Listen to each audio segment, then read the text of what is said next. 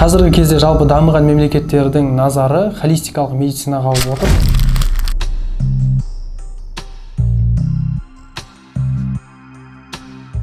Холистикалық медицинаның артықшылығы адам денесін қазіргі классикалық медицина сияқты белгілі бір органыңыз ауырса тек қана сол органды емдеп қоймай, адамды бір бүтіндей қарастыруында.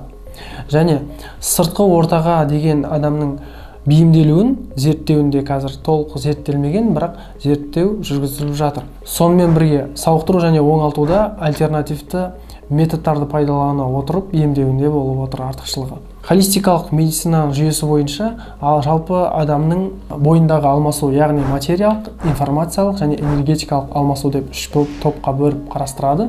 Материалдық алмасу дегеніміз сіздің жеп отырған тағамдарыңыз, ішіп отырған суыңыз, соның барлығы ішкі ортаға сіңіп, ол сыртқа шығып солай алмасып отырады. Ол материалдық алмасуға кіреді. Ода біз білеміз, яғни диета ұстау, қалай диета ұстауымыз керек, қандай уақытта тағамды жеуге болады, қандай уақытта жеуге болмайды деген сияқты. Осындай мәселелерді біз материялық алмасу деп қарастырамыз. Информациялық алмасу, яғни оны өздеріңіз білетіндей, белгілі бір интеллектуалды дамытатын жаттығулар, ойындар арқылы дамытып отыруға болады. Энергетикалық алмасу деген болады. Энергетикалық алмасу осы қазіргі медицина саласында қалып бара жатқан мәселелердің бірі болып саналады. Яғни адамның бойындағы ішкі және сыртқы энергетиканың белгілі бір адаптациясы болмауының әсерінен көп жағдайда ауру пайда болып жатыр. Соның әсерінен қазір қаншалықты медицина саласы белгілі бір технологиялармен дамыған сайын ауру керісінше көбейіп бара жатыр. Яғни бізде бір жағы ақсап тұр, сол энергетикалық алмасу соны дұрыс зерттемегендіктен бізде қазір ауру саны, науқастар саны көбейіп жатыр деуге болады. Энергетикалық адамның ішкі энергетикасының өзінің белгілі бір органдардың әрқайсының уақыттық энергетикалық жүйесі болады. Оны нақтылы келесі мәліметтерде айтып кетуімізге болады. Біздің өзіміздің қазақ ата-бабаларымызда осы холистикалық медицинадан хабар болған.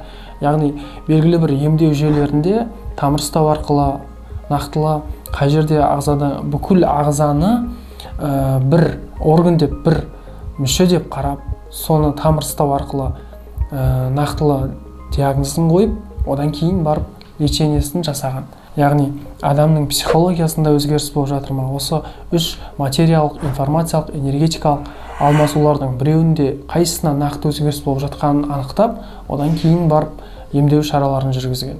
Бұл өте тиімді болып саналған сол кезде. Қазір ол емдеу жүйелері бәрі ұмыт қалғандықтан бізде сол салалардың бәрі ақсап тұр.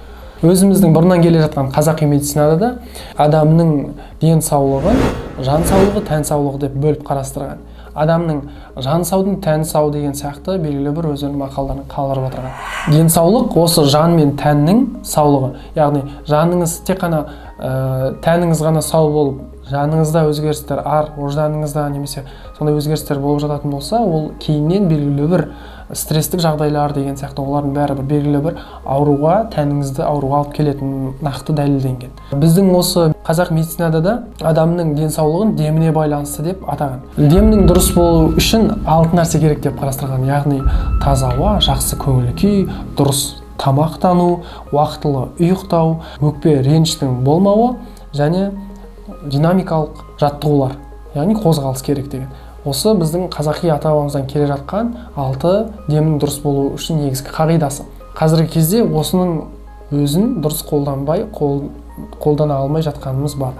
Сондықтан адамның денсаулығы дұрыс болуы үшін оның демі дұрыс болу керек. Демі дұрыс болу үшін осы айтылған 6 нәрсені дұрыс қарап, уақытылы пайдалануымыз керек болып саналады екен.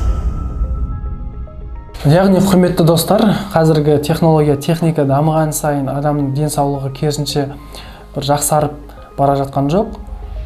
Белгілі бір техника дамыған сайын аурулардың саны да артып, адамның аурушаңдығы көбейіп бара жатыр. Сондықтан біз осындай медицина саласындағы үлкен бір өзгерістерді күтіп отырмай, қашан осындай онкологиялық ауруларды емдеп шығарады екен, инфекцияға қарсы қазір күресе алмай жатсыздар неге деп медицинаның өзінен кіріздемей, адам өзінің көңіл күйін өзі көтеріп, адам өзінің қажеттілігін не көрсе де, жақсылық көрсе де, жамандық көрсе де өзінен көріп, өзін тәрбиелей білу керек. Яғни дұрыс тамақтанып, уақытылы ұйықтап, көңіл күйіңізді дұрыстап, адамдармен қарым-қатынасыңызды, қоғаммен, ортамен байланысыңызды дұрыстасаңыздар, сонда адамның денсаулығы арта түседі. Келесі көрсетілімдерде біз нақты адамның денсаулығын жақсарту үшін нелер жасау керек, қандай упражнениялар жасаған кезде қандай ағзаларға жақсы көмегін тигізеді деген сияқты мәселелердің бәріне жеке-жеке тоқталып кететін боламыз.